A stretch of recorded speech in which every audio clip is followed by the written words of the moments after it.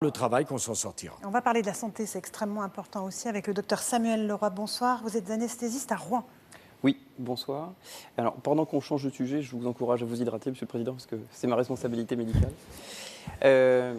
Donc, je suis médecin anesthésiste réanimateur dans un hôpital d'excellence, tout simplement parce que, pour plein de critères, il a été classé entre autres numéro 1 du classement des maternités de France par le Figaro.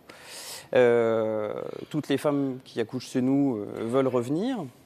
Mais depuis la tarification à l'activité, comme beaucoup d'hôpitaux publics, puisque c'est un hôpital public, notre budget est en déficit.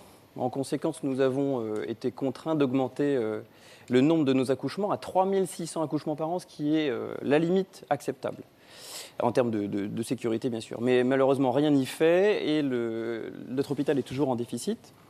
Alors, on a eu des expertises, des contre-expertises, et l'Agence régionale de santé s'est exprimée en disant que malheureusement, ce n'était pas de notre fait, que clairement, notre coût de fonctionnement était au plus bas. On était même en dessous de la moyenne nationale de n'importe quel établissement public ou privé. Et que le problème est à la tarification à l'activité. Et oui, la naissance n'est pas considérée comme une activité rentable. Votre question, donc? Ma question, c'est est-ce que vous avez prévu pour la tarification à l'activité qui transforme petit à petit les hôpitaux en des usines à soins, globalement, sans humanité, est-ce que vous avez prévu un New Hospital Act? Non. Qu'est-ce qui se passait avant la tarification à l'activité? C'était le budget global. Tout le monde s'en plaignait. Pourquoi? Parce que le budget global ne tenait absolument pas compte de l'activité de l'hôpital. Un hôpital, chaque année, on lui redonnait un budget plus l'inflation, quelle que soit son activité. Il est parfaitement normal, docteur, qu'un hôpital ait un budget qui soit fonction de son activité. Je vous interromps tout de suite. On a une activité qui est maximale. Quelle est la solution? On a une activité maximale, attendez, je vais rentrer un coût de fonctionnement minimal. Non, mais sur le principe, docteur, est-ce que vous considérez qu'il est normal que la sécurité sociale doive donner à un hôpital un budget indépendamment de l'activité de ses médecins et de ses personnels? Ma question n'est pas la remise en cause de la tarification, mais la manière dont elle fonctionne, c'est-à-dire mal. Donc, on est bien d'accord que la tarification à l'activité, c'est la seule méthode juste.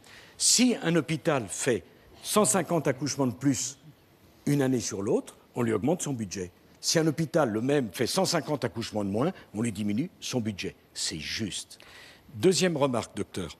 Savez-vous depuis 2007 de combien on a augmenté le budget des hôpitaux? 17%.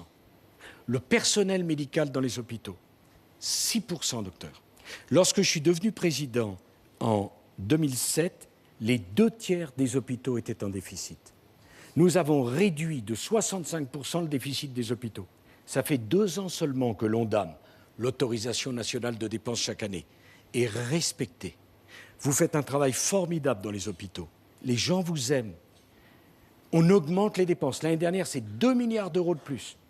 J'ai mis sur la table 18 milliards pour l'investissement des hôpitaux. C'est jamais assez, bien sûr, parce que c'est la santé des Français.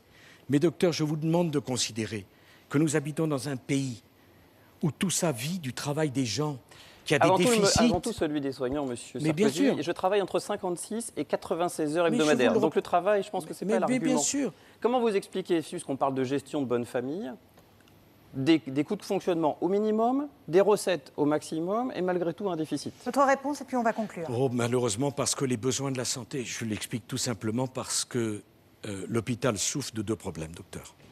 Trop de gens qui viennent aux urgences et qui ne devraient pas y aller. C'est pas notre problème. Parce que on a une maternité, monsieur Sarkozy. Mais, docteur, considérez que votre hôpital est certainement très important, mais c'est le problème de tous les hôpitaux. Qui sont dans les encore, urgences, pour une forte proportion, en déficit, monsieur Sarkozy. Mais vous savez, ce n'est pas un débat politicien. C'est très important de considérer que l'hôpital a 2 problèmes. Trop de gens qui viennent aux urgences. Parce que l'hôpital, c'est le lieu de la maladie aiguë. Or, aujourd'hui, à n'importe quelle heure, on exige de trouver un médecin disponible aux urgences.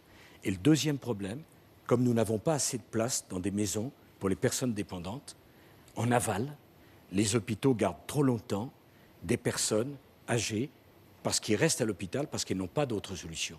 Alors que l'hôpital, c'est vraiment le moment de la maladie aiguë. Nous avons des hôpitaux fantastiques, un personnel de très grande qualité. La France mobilise, est le pays de l'OCDE qui met le plus pour la santé des Français, le plus.